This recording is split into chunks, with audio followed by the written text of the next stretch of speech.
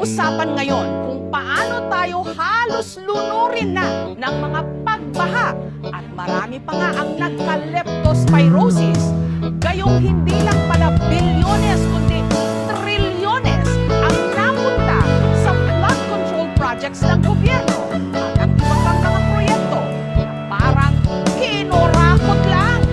Sino ba ang mga dapat managot? Di mo ba nakikita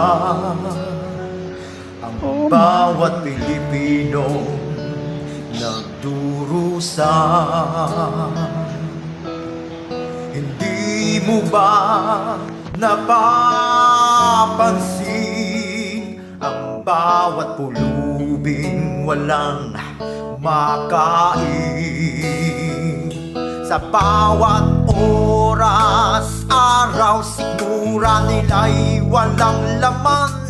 Sa bawat taon, panahon, tirahan nila'y lansangan. Sa bawat minutong lumilipas, sa bawat gabing nagdaan, pangarap nila'y kaginawaan. Ngunit ngayon ay nasaan ang katarungan,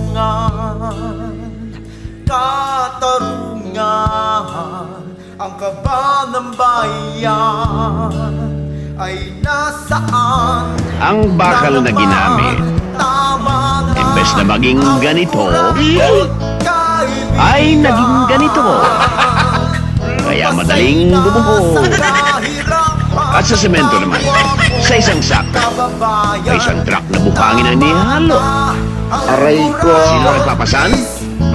Ang mga mahihirap na sinasabi ninyo. Bayan mong Pilipinas, lugmok na sa kahirapan. Ang bayan mo